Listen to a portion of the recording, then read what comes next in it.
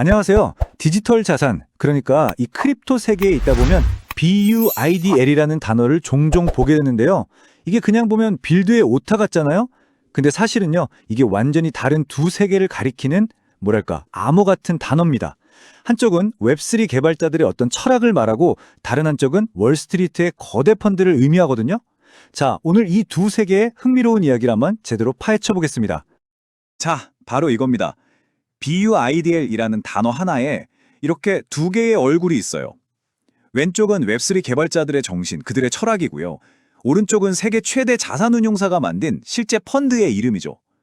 아니, 어떻게 하나의 단어가 이렇게 정반대의 의미를 동시에 가질 수 있게 된 걸까요? 정말 궁금하지 않으세요? 네, 그럼 먼저 웹3에서 태어난 첫 번째 그 철학의 세계로 한번 깊숙이 들어가 보겠습니다. 혹시 예전에 암호화폐 투자자들이 외치던 HODL이라는 말 기억하시나요? 원래는 홀드인데 오타가 나서 생긴 말이잖아요. 근데 그게 하나의 문화가 됐죠. BUIDL도 똑같습니다. 빌드, 즉 짓다라는 단어의 단순한 오타에서 시작됐는데 이제는 단기적인 가격 투기 같은 거 말고 길게 보고 진짜 가치 있는 걸 만들자는 개발자들의 핵심 구호가 된 겁니다. 여기서 이 둘의 관점 차이가 확 드러나죠. 호들이 뭐랄까 그냥 자산을 꽉 붙들고 가격 오르기만 기다리는 약간은 수동적인 투자자의 마음가짐이라면 BUI들은 기다리지 말고 우리가 직접 만들자 하는 능동적인 창작자의 철학인 거예요. 관심의 중심이 가격에서 실제로 사람들이 쓰는 쓸모있는 제품으로 완전히 옮겨가는 그런 순간인 거죠. 그럼 실제로 이 BUIDL 철학을 실천하고 있는 사람들은 대체 누구일까요? 바로 이런 프로젝트들입니다. 눈에 잘 띄진 않지만 생태계의 기초를 아주 단단하게 다지고 있는 곳들이죠. 탈중앙화된 소셜미디어를 만드는 팟캐스터라든가 오픈소스 개발자들에게 든든한 자금줄이 되어주는 깃코인처럼요. 화려한 가격 그래프 대신에 묵묵히 기술이라는 벽돌을 한 장 한 장 쌓아 올리고 있는 겁니다. 그래서 이게 진짜 중요한 포인트입니다. BUIDL이라는 철학은 웹3에서 성공의 정의 자체를 바꿔버렸어요. 예전에는 그래서 거기 돈이 얼마나 묶여 있는데, 즉 TBL이 중요했다면 이제는 그래서 매일 실제로 쓰는 사람이 몇 명인데, 즉 DAU가 훨씬 더 중요한 척도가 된 거죠. 자, 이제 완전히 다른 세계로 한번 점프해 보겠습니다. 세계 최대 자산운용사가 들고 나온 BUIDL은 대체 뭘 의미하는지 지금부터 살펴보시죠. 자, 여기서 제일 먼저 확실히 해야 할 게 있어요. 블랙록의 BUIDL은 절대로 무슨 새로운 코인이나 암호화폐가 아닙니다.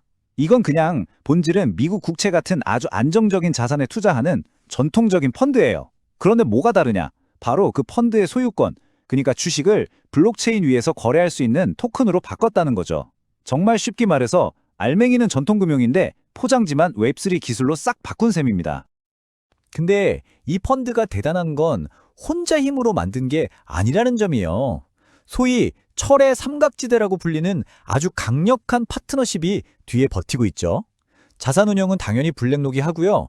주식을 토큰화로 바꾸는 기술과 규제 문제는 시큐리타이즈가, 그리고 실제 현금이나 채권 같은 자산 보관은 BNY 멜론이 맡습니다. 전통금융의 거인들이 웹3 기술이라는 하나의 목표를 위해 완벽하게 손을 잡은 구조인 겁니다. 시장 반응요, 그야말로 폭발적이었습니다. 2024년 3월에 딱 출시되자마자 기존에 있던 경쟁자들을 그냥 압도해버리면서 토크나 국채시장의 새로운 왕으로 등극했어요. 이 놀라운 숫자가 바로 월스트리트의 힘을 그대로 보여주는 거죠. 이 펀드의 진짜 혁신은 바로 속도에 있습니다. 보통 전통 금융에서는 펀드를 현금으로 바꾸려면 며칠씩 기다려야 하잖아요. 근데 블랙록은 서클의 스테이블 코인 USDC를 통해서 24시간 365일 주말이든 밤이든 상관없이 언제든지 바로 현금화할 수 있는 다리를 만들었어요. 한마디로 잠들지 않는 암호화폐의 시간을 전통금융에 그대로 이식해버린 겁니다. 자, 이제 우리는 두 가지 BUIDL에 대해 모두 알게 됐습니다. 그럼 이제부터가 진짜 재밌는 부분인데요. 도대체 왜 이 전혀 다른 두 세계가 서로 만나게 된 걸까요? 바로 이 질문입니다. 여러분도 궁금하지 않으세요? 도대체 왜 월스트리트의 제왕이라고 불리는 블랙록이 웹3 커뮤니티에서나 쓰던 밈을 가져다가 자기네 펀드 이름으로 썼을까요?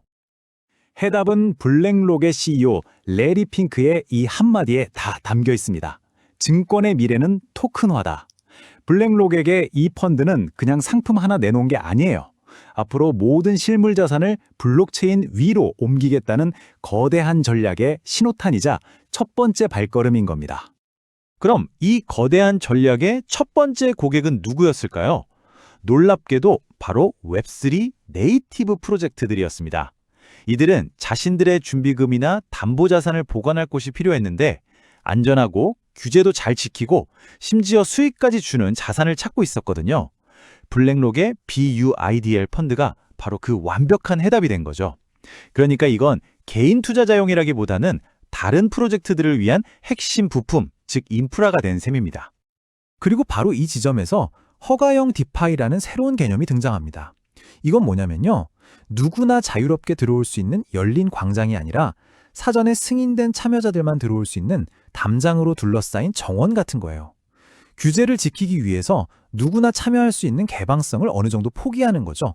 일종의 트레이드 오프입니다. 아쉽게도 블랙록 펀드는 자격이 되는 투자자들만 참여할 수 있습니다. 그럼 우리 같은 일반 투자자들은 어떻게 이 BUIDL의 철학에 투자할 수 있을까요? 그 실질적인 방법을 한번 알아보겠습니다.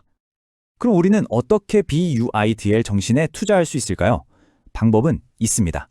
바로 웹3 생태계의 곡괭이와 삽을 파는 기업들에 주목하는 거예요.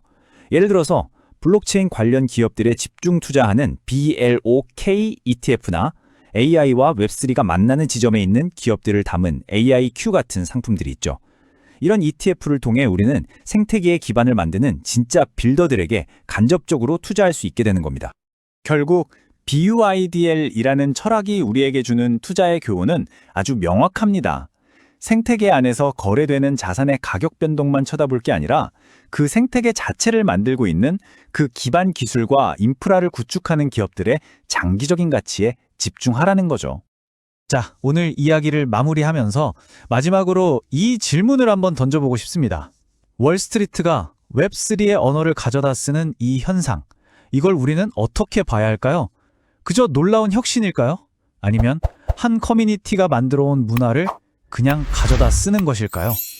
여러분의 생각은 어떠신가요?